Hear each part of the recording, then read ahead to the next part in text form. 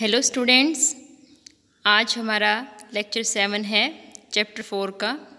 और आज का टॉपिक है solution of linear equations using matrix method. Linear equations आप 9th और 10th क्लास से पढ़ते आ रहे हैं, जिनको आपने डिफरेंट मेथड से सोल्व किया था, जैसे एलिमिनेशन मेथड, वज्र गुणन विधि यानी कि क्रॉस मल्टीप्लाइंग मेथड एट्सेट्रा। आज हम जिस मेथड से इसको सोल्व करेंगे वो होगा आपका मैट्रिक्स मेथड। मैट्रिक्स की हेल्प से आप लीनियर इक्वेशंस को कैसे सोल्व कर सकते हैं। यहाँ एक खास बात रहेगी कि पहले आपके पास में दो वेरिएबल में दो ही लीनियर इक्वेशन आती थी। यहाँ आपके पास x, y, z यानी कि तीन वेरिएबल में तीन इक्वेशंस आएंगी और आपको x, y, z यानी कि वेरिएबल्स की वैल्यू फाइंड आउट करनी होगी। और हम कैसे करेंगे, क्या इसका मेथड रहेगा, कितने इसके सॉल्यूशंस हो सकते हैं, ये सब हम देखते हैं। सबसे पहला आपका काम है कि जो आपको लीनियर इक्वेशन का सेट दिया गया है, देखिए ये वाला सेट, इसे आपको मैट्रिक्स सिस्टम में चेंज करना है। जो कोफिशिएंट्स हैं x, y, z के a1, b1, c1, a2, b2, c2, a3, b3, c3 एक मैट्रिक्स बनेगी इनकी, जिसका नाम आप रखेंगे a। सामने जो कांस्टेंट्स हैं d1, d2, d3 एक इसकी कॉलम मैट्रिक्स बन जाएगी, जिसका नाम आप रखोगे b। और जो वेरिएबल्स हैं x, y, z उनकी आपकी एक मैट्रिक्स बनेगी, जिसका आप नाम रखोगे कैपिटल X। तो ये कुछ इस तरह का सिस्टम आपके पास में बनकर के तैयार हो जाएगा। This is matrix A, B and X। अब इस सिस्टम को हम मैट्रिक्स मेथड की हेल्प से सॉल्व करेंगे। चलिए अब बात करते हैं टाइप ऑफ इक्वेशन सिस्टम्स। तो इक्वेशन सिस्टम दो तरह के हो सकते हैं, कंसिस्टेंट या फिर इनकंसिस्टेंट। ये किस पर डिपेंड करते हैं? ये इस बात पर डिपेंड करते हैं कि इस इक्वेशन सिस्टम का सॉल्यूशन एग्जिस्ट करेगा या नहीं करेगा। ज़रूरी नहीं है कि हर एक सिस्टम का सॉल्यूशन निकल जाए। कंसिस्टेंट सिस्टम कौन सा होगा? A system of equations is said to be consistent if its solution exists. चाहे एक सॉल्यूशन एग्जिस्ट करता हो, चाहे ज़्यादा एग्जिस्ट करते हों। अगर सॉल्यूशन एग्जिस्ट करता है तो होगा सिस्टम कंसिस्टेंट, और सॉल्यूशन एग्जिस्ट नहीं करेगा, जब नो सॉल्यूशन होगा, कोई सॉल्यूशन नहीं होगा, तब आपका सिस्टम होगा inconsistent system. How to check solutions and consistency. अब हम ये देखते हैं, अगर आपके पास गिवन सिस्टम ऑफ इक्वेशंस है a x is equal to b, where a is the matrix of coefficients, x is the matrix of variables x, y, z and b is the matrix of constants जो कि सामने दिए हुए होते हैं। तो सबसे पहले स्टेप 1 क्या रहेगा? आपको determinant of a find out करना है। सिस्टम की कंसिस्टेंसी जानने के लिए, यानी कि नंबर ऑफ सॉल्यूशंस जानने के लिए आपको पूरा सोल्व करने की ज़रूरत नहीं है। शॉर्ट मेथड से भी आप पहले ही बिना सोल्व किए ही इस बात को जान सकते हो। तो ये हमने मैट्रिक्स A का डिटर्मिनेंट निकाला और ये चेक किया कि 0 है या फिर 0 नहीं है। यदि डिटर्मिनेंट ऑफ ए 0 है then matrix will be singular, और यदि डिटर्मिनेंट ऑफ ए 0 नहीं है तो होगी मैट्रिक्स नॉन सिंगुलर। दोनों ही कंडीशंस में आगे क्या होगा, फ्लो चार्ट में ध्यान से देखिए। यदि मैट्रिक्स नॉन सिंगुलर आती है, यानी कि डिटर्मिनेंट नॉन जीरो को ये कांस्टेंट आता है, तो इसका जो सॉल्यूशन होगा वो यूनिक होगा, यानी x, y, z की केवल एक एक वैल्यू आएगी, वही जो सबकी सेम आएगी सभी बच्चों की। और इसको आप कैसे सॉल्व करेंगे? x is equal to a inverse b, यानी कि पहले आप जो मैट्रिक्स A बनाई थी हमने coefficients of x, y, z से, उसका इन्वर्स फाइंड आउट करना है, उसकी b से मल्टीप्लाई करना है, उसको x से कंपेयर करना है, तो आपके पास में सॉल्यूशन निकल करके आ जाएगा। अब ध्यान दीजिए इस तरफ, यदि मैट्रिक्स सिंगुलर थी यानी कि डिटर्मिनेंट ऑफ ए 0 था, तब आप क्या करेंगे? Then you will calculate adjoint of A into b, यानी कि एडजॉइंट ऑफ a निकाल करके उसकी b से मल्टीप्लाई करेंगे और ये चेक करेंगे कि इन दोनों की मल्टीप्लाई 0 है। 0 यानी कि यहाँ नल मैट्रिक्स है या फिर नल मैट्रिक्स नहीं है। यदि तो ये आपके पास में नल मैट्रिक्स नहीं आती है, तब क्या होगा? Then there will be no solution, यानी कि सिस्टम हो जाएगा इनकंसिस्टेंट। और यदि आपके पास नल मैट्रिक्स आ जाती है, then there will be many solutions and system will be consistent.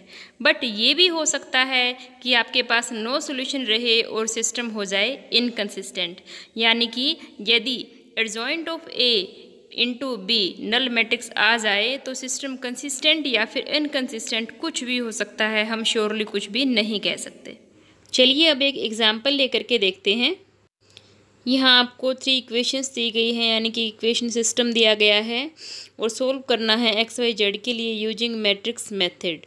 ये क्वेश्चंस बहुत ही इम्पोर्टेंट है आपके लिए, क्योंकि 4.6 से एक 6 मार्क्स का क्वेश्चन आपके पेपर में आएगा ही आएगा। 6 या फिर 5, जैसे सीबीएसई में कई बार 5 मार्क्स का आता है और हरियाणा बोर्ड में 6 मार्क्स का, मतलब एक लॉन्ग क्वेश्चन आपके पास यहाँ से रहेगा ही रहेगा। तो ये एक्सरसाइज आपको बहुत अच्छे से प्रिपेयर करनी है। हमारा सबसे पहला काम है गिवन इक्वेशन सिस्टम को मैट्रिक्स फॉर्म में चेंज करना। तो यहाँ हमने निकाल लिया मैट्रिक्स ए। इसके लिए हमने लिए हैं एक्स वाई जेड के कोफिशिएंट्स। ये देखिए फर्स्ट रो बनेगी फर्स्ट इक्वेशन से। एक्स का कोफिशिएंट है 3, वाई का कोफिशिएंट है -1 एंड जेड का कोफिशिएंट है -2। इसी तरह से सेकंड इक्वेशन से बनेगी सेकंड रो। एक्स नहीं है तो उसका कोफिशिएंट हो जाएगा 0, वाई का कोफिशिएंट 2 एंड जेड का कोफिशिएंट -1। इसी प्रकार आप तीसरी इक्वेशन से तीसरी रो बना सकते हैं। एक्स क्या है? X is the matrix of variables. तो यहाँ आपके वेरिएबल्स एक्स वाई जेड ही हैं। और थर्ड जो आपकी मैट्रिक्स बनेगी वो बनेगी सामने वाले कांस्टेंट से, उसका नाम होगा आपका matrix B. Here matrix B is 2, -1 and 3 which is a column matrix. तो सबसे पहले आपका काम है ए का डिटरमिनेंट निकालना, जो कि इस केस में आ गया है 0। सो मैट्रिक्स ए इज सिंगुलर। अब ये सिंगुलर वाला केस है तो आपको निकालना है adjoint of A into B is a null matrix और नॉट, ये आपको चेक करना है। एडजॉइंट निकालने के लिए आपको ज़रूरत होगी कोफैक्टर्स की। ये मैंने कोफैक्टर्स निकाल दिए हैं। आप खुद वीडियो पॉज करके अपने कोफैक्टर्स निकालें और मैच करें। पहले के वीडियो लेक्चर्स में हम ये सीख चुके हैं। कोई डाउट हो तो आप मुझसे दोबारा पूछ सकते हैं। अब ये हमने निकाल लिया है adjoint of A into B. Adjoint of A निकाला, कोफैक्टर्स का ट्रांसपोज लेकर के मैट्रिक्स बनाई, that is adjoint of that matrix. उसकी बी से आपने मल्टीप्लाई की है, जो कि आपके पास में कॉलम मैट्रिक्स आ गई है -5, -3, -6 which is not a null matrix. तो ये नल मैट्रिक्स नहीं है। अब देखिए फ्लो चार्ट में कि नेक्स्ट स्टेप क्या होना चाहिए। जब ये नल मैट्रिक्स नहीं आएगी then there will be no solution, that is the system will be inconsistent. इन इक्वेशंस का कोई भी सॉल्यूशन नहीं होगा। ये हमने लिया है क्वेश्चन 16 एक्सरसाइज 4.6 से। यहाँ आपको स्टेटमेंट दी हुई है तो इक्वेशन भी आपको खुद बनानी है, जैसे आप 10th क्लास में बनाते थे, 11th में बनाते थे, और फिर आपको उसको मैट्रिक्स सिस्टम में कन्वर्ट करना है। स्टेटमेंट क्या है? The cost of 4 kg onion, 3 kg wheat and 2 kg rice is ₹60। देखिए 3 की कॉस्ट इकट्ठी है तो आपके पास में क्या क्या हो गया? Onion, wheat and rice. इसकी 1 kg को आप कॉस्ट को एक्स वाई और जेड यानी कि वेरिएबल सपोज कर लेंगे। इक्वेशन बना करके एक बार खुद से देखिए, स्टेटमेंट पढ़ के और मैच कीजिए। तो फर्स्ट इक्वेशन क्या होगी? 4x + 3y + 2z = 60। Second is 2x + 4y + 6z = 90 and third will be 6x + 2y + 3z = 70। आगे आपको फाइंड आउट करना है find cost of each item using matrix method. तो हमने ये मैट्रिक्स मेथड में कन्वर्ट कर लिया है। ए, एक्स और बी पहले की तरह आपके पास में मैट्रिसेस आ गई हैं। अब वही स्टेप सबसे पहले निकालेंगे डिटरमिनेंट ऑफ ए, उसको चेक करेंगे कि वो 0 है या नहीं है। अब क्योंकि इस केस में जो डिटरमिनेंट है वो 50 आ गया है तो 0 नहीं है, तो आपको निकालना होगा x = a इनवर्स b।